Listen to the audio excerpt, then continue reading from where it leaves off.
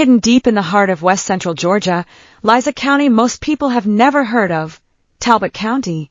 A place of wide-open land, quiet streets, and a population of just over 5,000 people. Stretching across nearly 400 square miles, Talbot's rolling hills and tight-knit communities tell a story of southern simplicity. But beneath the surface of this sparsely populated county, just 14 people per square mile, runs a different story, one of power, politics, and corruption. Over the years, this small county has faced big scandals. From federal corruption stings to local law enforcement under investigation, the very institutions sworn to protect the people have often been accused of betraying them.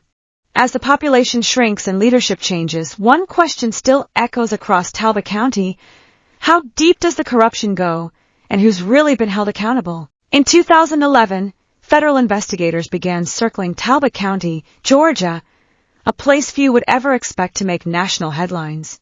At the time, the sheriff's office was seen as untouchable, a pillar of power in a county of barely 6,000 people. But behind the badge, something darker was brewing. According to federal court documents, multiple Talbot County deputies were part of a scheme to stop cars they believed carried drug money, only to pocket the cash themselves. In June 2011, the FBI launched a sting operation. Agents watched as two deputies, Alvin Malone and Jeff Savelle, conducted illegal traffic stops. The deputies believed they were helping seize drug proceeds. In reality, it was a trap. Both men were arrested under the Federal Hobbs Act, a law designed to stop extortion by public officials. A third deputy, Charlie Stevens, was also implicated. The arrest sent shockwaves through the community. Talbot County's small-town calm shattered overnight. Residents woke to headlines they never expected: their own deputies in handcuffs, accused of stealing from the very people they swore to protect. By December 2011, both Savelle and Malone pleaded guilty to attempted extortion in federal court. The FBI confirmed what many locals had quietly suspected for years: corruption wasn't a rumor, it was real. During the investigation, federal agents hinted that the corruption may have reached even higher. Former Sheriff Herman Howard was alleged to have accepted bribes during the 2-year probe, though he passed away before he could face charges. For a county of just a few thousand residents, it was a scandal that rocked the foundation of public trust. In the span of a few months, Talbot County went from quiet to infamous, becoming one of Georgia's most shocking small-town corruption stories. After the headlines faded and the FBI packed up their files, Talbot County was left with scars that wouldn't easily heal. The people who once trusted their deputies were now left wondering who they could believe. With just over 5,700 residents spread across nearly 400 square miles, everyone knew someone tied to the sheriff's office. And when corruption strikes in a place that small, it cuts deep. As the population declined, so did the resources. The budget shrank, and so did oversight. In counties like Talbot, leadership often stays in the same hands for decades. Power circulates, but accountability doesn't always follow. Yet, even a decade later, the headlines returned. In 2023, a Talbot County deputy named Mercedes Clark was arrested, not by her own agency, but by the Georgia Bureau of Investigation. Investigators say she falsified timesheets, lied on official reports, and committed theft by deception, while serving as a sworn deputy. For the citizens who remembered 2011, it felt like déjà vu. And then in 2025, the story took another stunning turn. A former sheriff, Justin Jake Johnson, was arrested, accused of arson and conspiracy to commit arson. The fire, officials say, wasn't an accident, it was a crime scene. From bribery and extortion to false reports and arson, the Talbot County Sheriff's Office has faced a cycle of scandal stretching more than a decade. Each time a new name appears, residents hope it will be the last. But in a county this small, every headline hits home. Families here don't just read about corruption, they live beside it. Wave to it at the grocery store, and pray it ends before another generation grows up thinking it's normal. Talbot County isn't just another small town with big problems. It's a mirror, showing what can happen when power goes unchecked, and when the guardians of justice forget who they serve. More than a decade after the FBI's corruption sting, the issues inside Talbot County didn't vanish. They simply moved, from the sheriff's office to the schoolhouse. In 2025, a Talbot County resident, Mrs. Huff, a parent and longtime community member, attended a Board of Education meeting, like she had done many times before. But that night would end very differently. Moments after attempting to speak during the public comment portion, Mrs. Huff was interrupted and told she was trespassed from the premises. No threats, no disruption, no crime. Her only offense was trying to ask questions. This is obviously a letter from the school to you. I'm not here, sir. We have, this part of the school has informed me to people on their behalf that they do not want you on school grounds anymore. So what I'm going to do right now is I'm going to serve you with a criminal trespass warrant. Okay, and once that's what I'm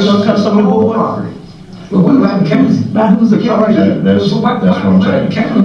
The representative of the school has informed me that they don't want you on school grounds at any function or anything like that. So based on that, I'm going to serve you what we call a criminal trespass warning, okay? What that means is, I'm going to give that to you today. And from the time that I serve you with that, you are no longer allowed on school grounds. Okay? I'm going to tell you what. And in violation of that, once I serve you that, I really didn't. that Let me notice, ask you this. Do you want this? if you come back for any reason, you will be charged with You know how it starts? Okay. Alright? You know how it Step out here now. starts? Sure. Right here. In a county with fewer than 6,000 people, where every voice matters, silencing one citizen sends a loud message. A message that free speech and public participation now comes with a price. The trespass order against Mrs. Huff became a symbol, not of public safety, but of political control. Across Georgia, transparency advocates are warning that local boards are using the threat of trespass and arrest to intimidate ordinary citizens from speaking out. All she did was speak her mind. That's not trespassing. That's democracy. For many in Talbot County, Mrs. Huff's story wasn't just about one meeting.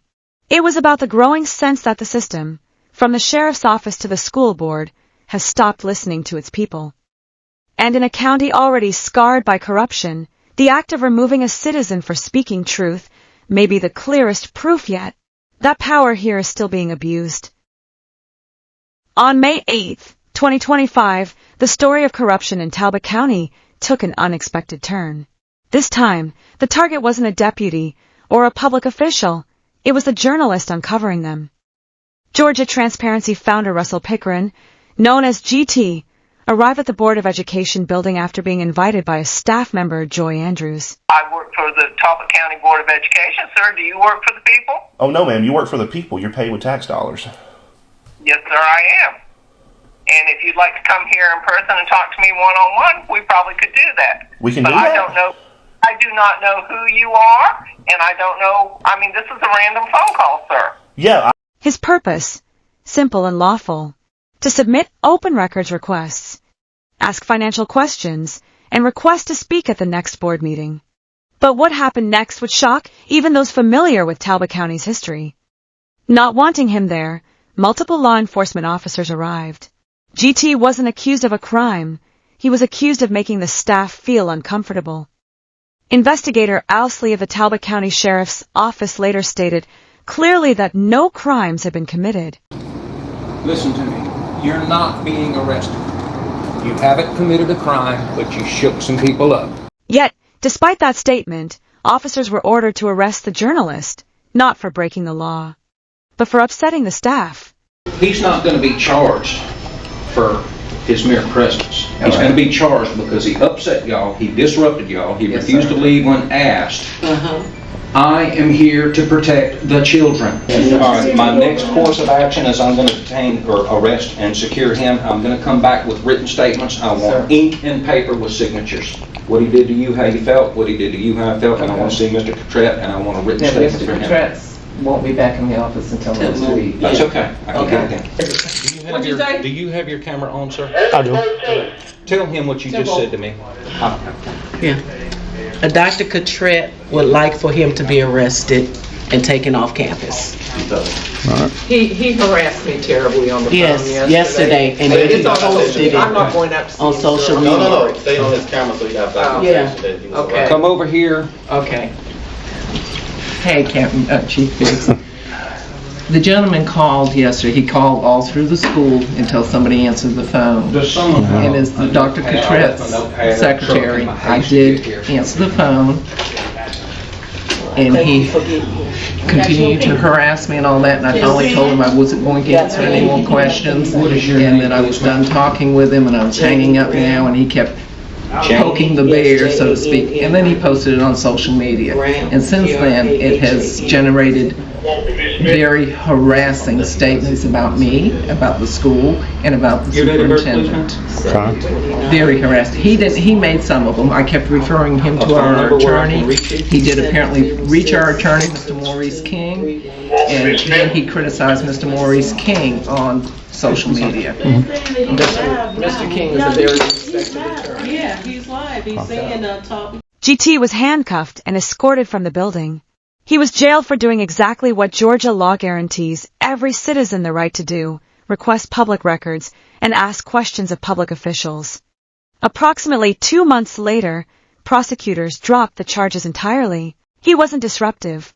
He wasn't violent. He was asking about public money, your money. And for that, they arrested him. Not because he broke the law, but because the truth made someone uncomfortable.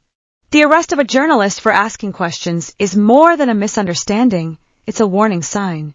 A message to every citizen in Talbot County that government comfort has been placed above public accountability.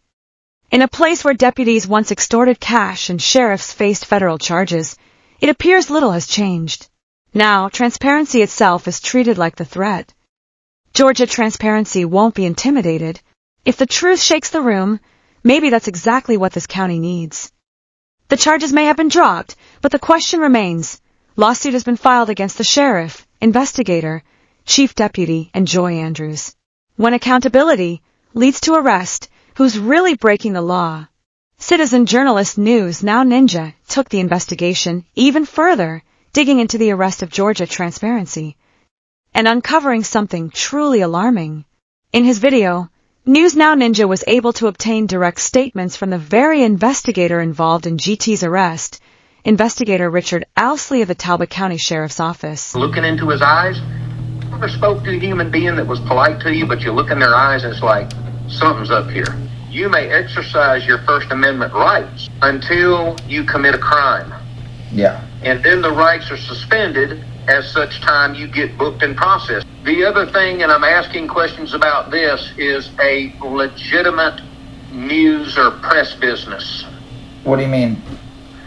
Well, the code does call for reasonable or legitimate business. The statements made by investigator Owsley were disturbing. But the story didn't end there. Upon deeper investigation, records revealed something shocking at the time of the May 8, 2025 arrest.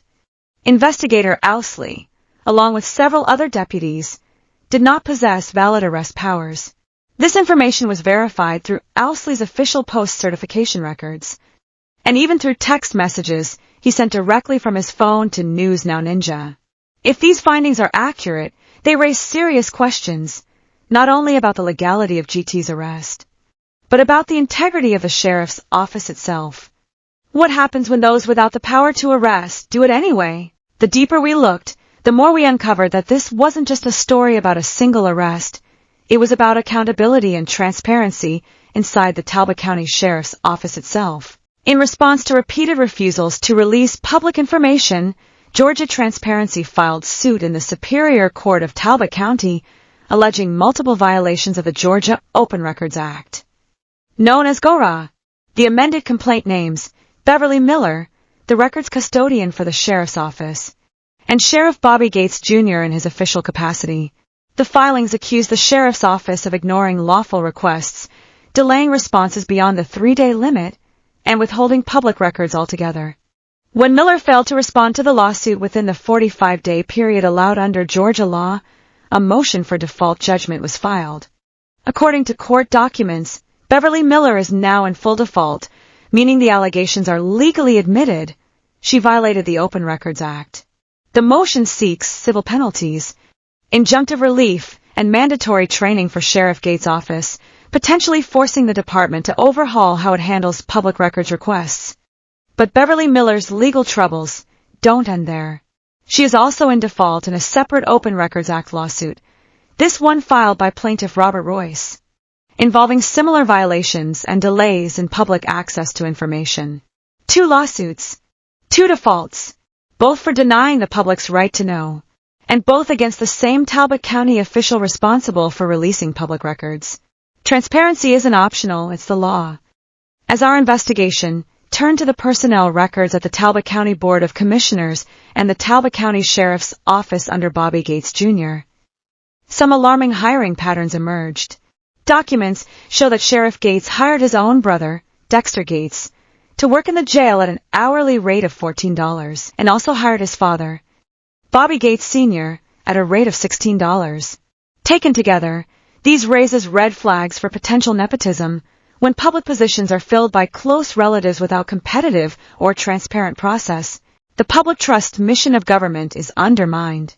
Under Georgia law, there are explicit prohibitions aimed at preventing public officers from using their office to advance or employ family members.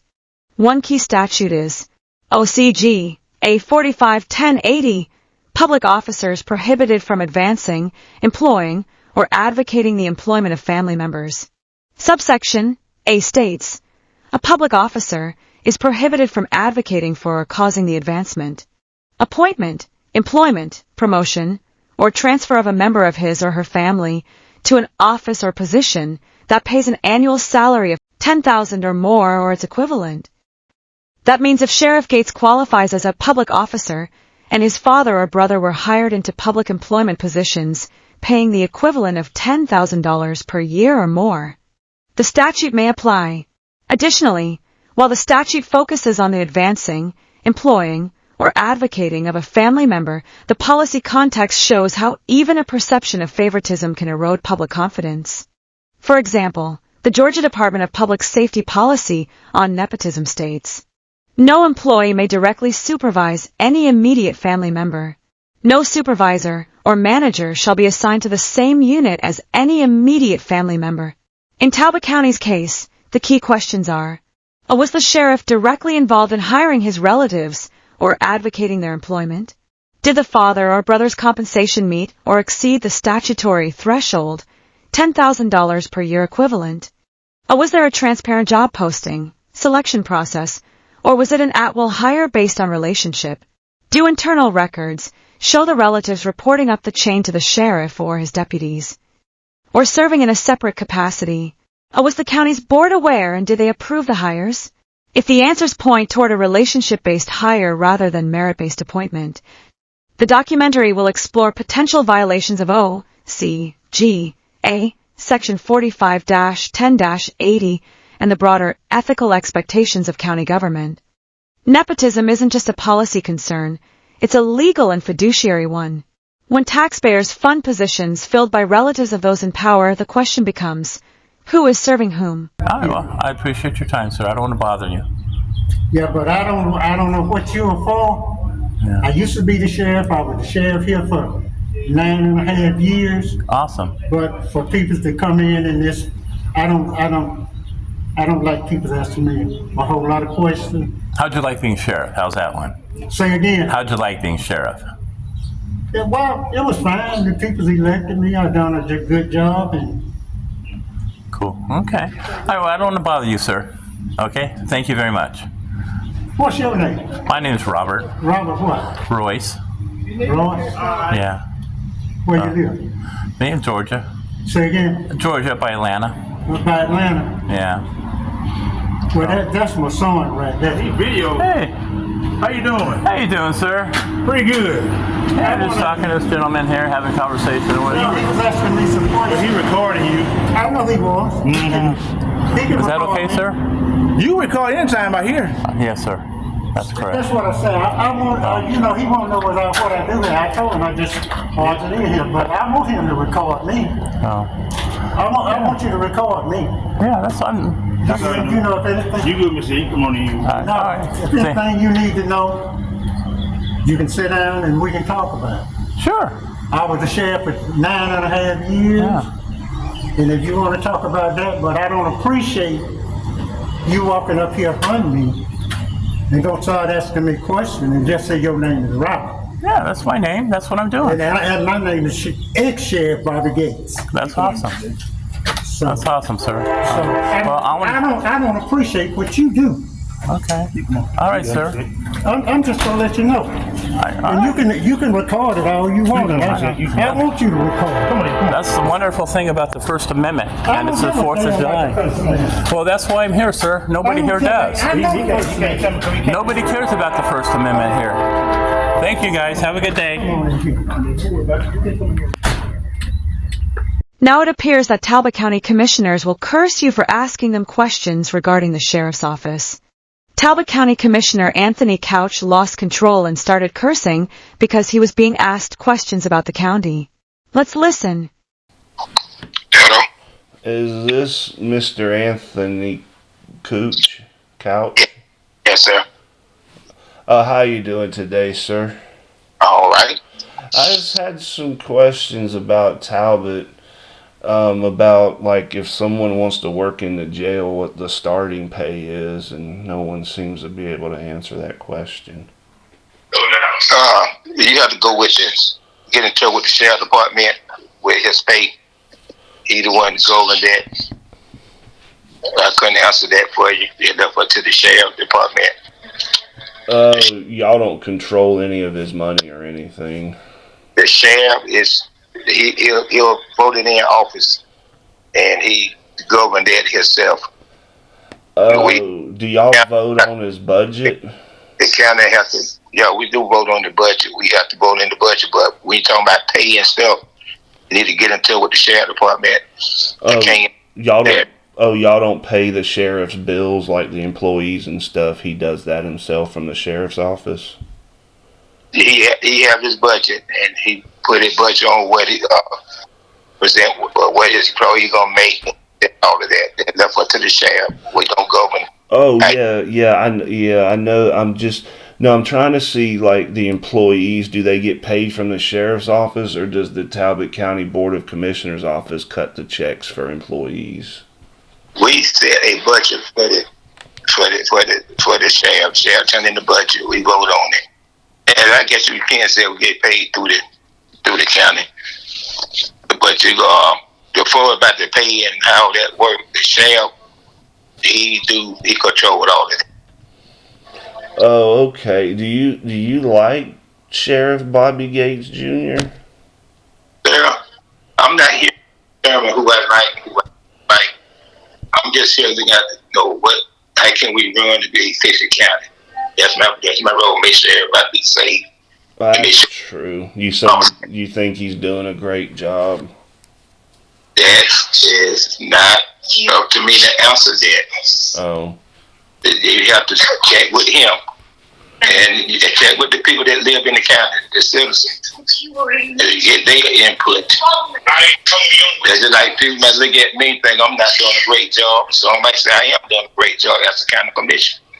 So I might say Anthony ain't doing that, and then you got somebody turn around and say, well, Anthony's one of the best commissioners I had. And then you might say Anthony the one of the worst commissioners I had. So they left up to the determine how they feel about it. Oh, okay. Who is this? My name's Cletus. Cletus? Coltrane. Cletus Coltrane. Coltrane. So you live in Talbot County? Yeah, I live in the area around up in here, but Overdale, and I was just doing some research and stuff, and I found the numbers here on the Talbot County Board of Commissioners website, and just trying to see if because like no one's like every time I call over to the sheriff's office, like the sheriff or the chief deputy are like never there, or they're either lying to me or those two don't ever show up to work. But I don't know. That's neither here nor there. I know that's not your problem. And it was brought up to my attention that he's also involved in some lawsuits, and just, I don't know nothing about that yet, but trying to see what's going on, and that if the, and I'm new to this, so I'm trying to know if the county's just like in control of the sheriff's pocketbook. Well, we don't control the pocketbook. He like I said, he elected office himself, and once you elect the office, you government boss. He don't care what county you go in. Each sheriff that are elected, that they budget, they operate with within, they're supposed to operate within the law, and so that's all I can tell you about that. I don't know. I can't answer your question. I just wish the Bible was like. Is the county commissioners, are y'all paid, or y'all just like, is it just volunteer? We do get a little, sir. We do get some for our time. It's considered like a part-time job. How much is that? Well, you can go to the website, and they'll tell you everything what each county commissioner make. Or you can call. You can call the county manager. You can look at the budget. Call the county manager, and they'll tell you what each county commission make. Do y'all all make the same? I really don't know. Do we make the same? You got to get you get paid according to how you kind of student. You got to go to school and get certified. Be a certified county commission, and they give you. You might get $50 or $100 for getting certified. How much do you get? I might get $800-900. You get $800 or $900? Yeah, after tax. Oh, and is that monthly? Yes. Oh, okay, cool. Thank you so much. You're the first one that's ever really told me that. I really appreciate the transparency on that. Listen to me, open record, man. I know who you are. I know what you're trying to do. I ain't gonna lie to you. I know y'all shoot some BS, but I'm not gonna lie to you. So it's open record. If you want to know anything about any election office, about they pay, just go and ask for it. It's open record. You ain't got to try to play the game with me. Oh yeah, I know. I'm tracking like a Geo Metro. I know you playing games, so go ahead, man. No, I ain't gonna tell you no lie. But you need to do the same thing back in my term. Don't lie. Just find out what you want to know. You know it's open record. You say you're gonna shoot you for an up and down away. You gonna get me on fuck up last night. I know you're a bunch of bullshit. Do what? I know you're a bunch of bull. What are you talking about? Because you're trying to play these games, man. What games? I ain't been too short to be playing games. We need to be trying to live together, man. Try to work together. Don't try to hurt each and every one. What? We need to work together. We need to try to live together and don't hurt. Quit trying to hurt people. I don't understand. You don't understand about living together and doing for your neighbor and all that. You don't understand that? No, I don't understand why a county commissioner's cussing me out on the phone. Because you shouldn't be calling me and playing game. Calling you and asking you questions about the county? I told you everything I know about the county. I know, but why are you being so hostile? Hello? From corruption and cover-ups to nepotism and open records violations, Talbot County has become a case study in what happens when transparency disappears and accountability breaks down. The evidence speaks for itself. A journalist was arrested while performing constitutionally protected work. An investigator without arrest powers gave orders, and the very officials entrusted to release public information instead concealed it, leading to lawsuits, defaults, and growing public scrutiny. Records from the Board of Commissioners reveal troubling family connections within the sheriff's office, the sheriff's own relatives on the payroll. And under Georgia law, that raises questions of nepotism, questions that demand honest answers.